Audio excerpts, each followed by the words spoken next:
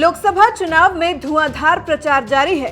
प्रधानमंत्री मोदी महाराष्ट्र में हैं तो राहुल गांधी अपने दूसरे निर्वाचन क्षेत्र वायनाड में हैं। देश के और नेता भी इधर से उधर जनता से बात कर रहे हैं और अपनी पार्टी के लिए माहौल बना रहे हैं। ऐसे में केरल पहुंचे रेल मंत्री पीयूष गोयल ने 2 सीटों से चुनाव लड़ने पर तंज कसते हुए हमला किया और कहा कि केरल के लोग काफी समझदार हैं और राहुल गांधी को हराने में देर नहीं करेंगे और अगर यहां से राहुल गांधी हार गए तो अगला चुनाव देश के बाहर किसी तीसरे मुल्क से लड़ेंगे।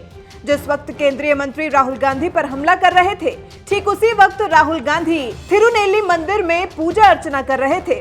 पीयूष यही नहीं रुके और आगे कहा कि राहुल गांधी अमेठी में हार के डर से केरल आए हैं। कांग्रेस और राहुल गांधी देश की जनता का विश्वास खो चुके हैं, इसीलिए इधर से उधर भाग रहे हैं और भारत की जनता है कि उनमें भरोसा ही नहीं दिखा रही है।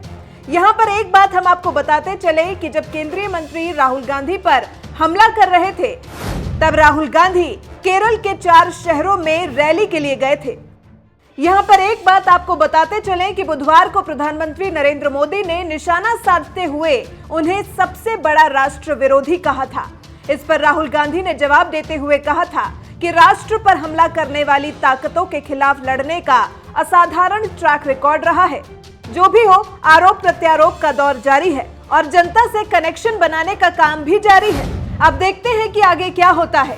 केरल की जनता राहुल गांधी को जिताती है या पीयूष गोयल की बात पर अमल करती है। इसका परिणाम तो 23 मई को आएगा, जब जनता के आशीर्वाद का पता चलेगा।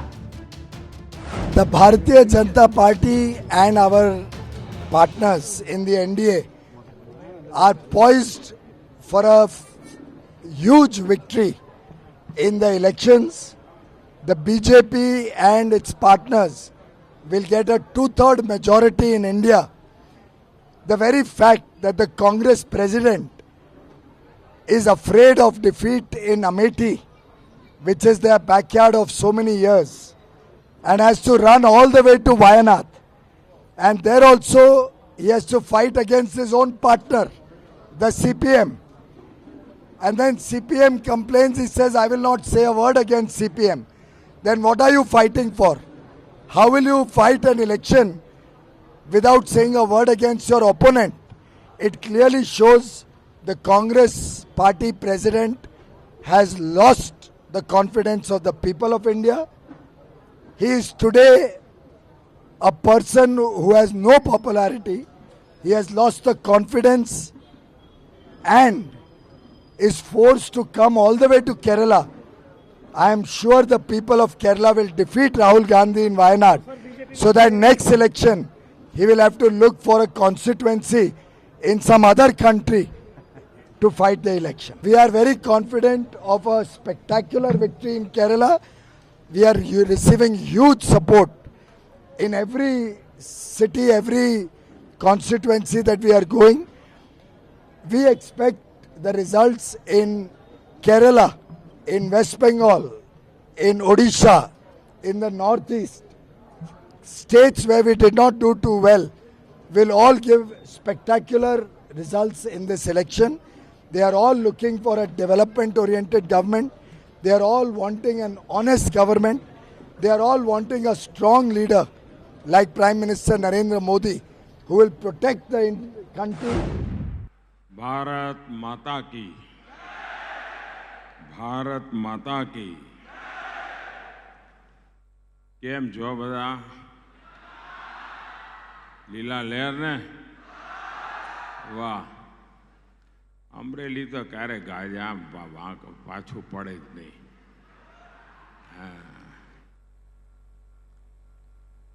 હવે તો કાલે હનુમાન જયંતીની તૈયારીમાં હશો પાછા।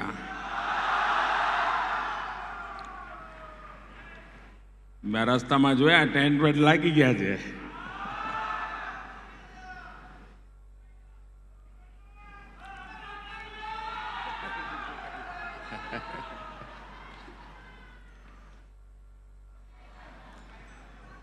मंच पर विराजमान भारतीय जनता पार्टी ना प्रदेश अध्यक्ष भाई जीतूभाई, मंत्रिमंडल हमारा साथी भाई पुरुषोत्तम भाई, ભાઈ શ્રી દિલીપભાઈ આ ચૂંટણીમાં લોકસભાના સર્વે ઉમેદવારો, જિલ્લાના સૌ આગેવાનો, ભાવનગરથી આવેલા સૌ આગેવાનો અને વિશાળ સંખ્યામાં ઉપસ્થિત અમરેલીના મારા વાલા ભાઈઓ અને બહેનો,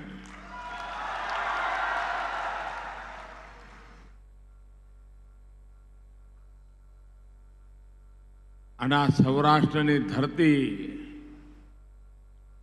સંત બાપા બજરંગદાસ બાપાની ધરતી, સીતારામની પાવન ધરતી, આપ સૌના આશીર્વાદ લેવા આવ્યો છું. અને મને બરાબર યાદ છે ભૂરખિયા હનુમાનના દર્શન કરવા એટલે જે સારંગપુર જાય કાં ભૂરખિયા જાય,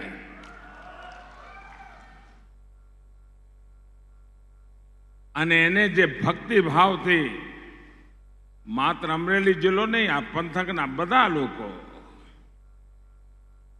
એને જે ભક્તિ ભાવથી ઉજવે છે. ભાદરવા મહિનામાં પદયાત્રા કરવી સહેલી હોય છે, પણ આ ધોમ ધકતા તાપમાં પદયાત્રા કરવી પરસેવો છૂટી જાય.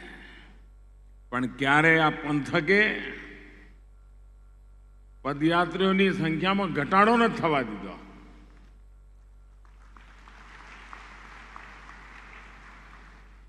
પરંતુ હનુમાનજીની ભક્તિના મૂળમાં હોય છે સેવા ભાવ. હનુમાનજીનો એક જ સંદેશો સેવા. સેવા પરવો ધર્મ. અને આપણે બધા હનુમાન જયંતીમાંથી નર કરણી કરે તો નારાયણ હો જાય. ભાઈઓ બહેનો, જલારામ બાપાના ગુરુ સંત ભોજરામ બાપા અહીં આવીએ એટલે ભોજરામ બાપાની યાદ સ્વાભાવિક આવે.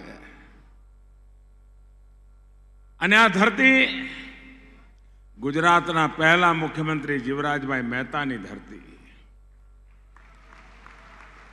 અને દુલા ભાયા કાગ કાનજી ભૂટા ભારત આમ કાનમાં ગૂંજતા હોય, આજે ગૂંજતા હોય ભાઈ. અને કવિ કલાપી સંવેદનશીલતા કોને કહેવાય, સરહૃદય કોને કહેવાય? શબ્દ શબ્દમાં વેદના વણેલી હોય. ભાઈઓ ભાઈઓ, આજ પરંપરાને નિભાવવા અમારા રમેશ પારેખ અને ઘણીવાર હું વિચાર કરું તો એક બાજુ પાલનપુર અને એક બાજુ અમરેલી, સ્પર્ધા કરો તો કવિઓના નામ પૂરા જ ન થાય. પાલનપુરમાંથી પણ શેર શાયરીના બધા અને અમરેલીમાંથી પણ કવિઓના એકથી બળકર એક જેને કહીએ. ભાઈઓ બહેનો, એવી આ ધરતીને હું નમન કરું છું. અને આપ સૌ આટલી મોટી સંખ્યામાં અમને આશીર્વાદ આપવા માટે આવ્યા, એ બદલ હું આપનો હૃદયપૂર્વક આભાર માનું છું.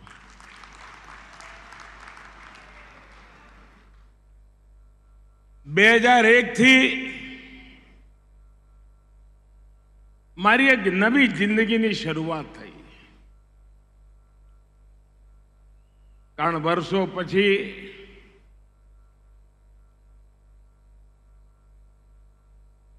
જે ગલિયારામાં ક્યારેય જવાનો વિચાર નહોતો કર્યો,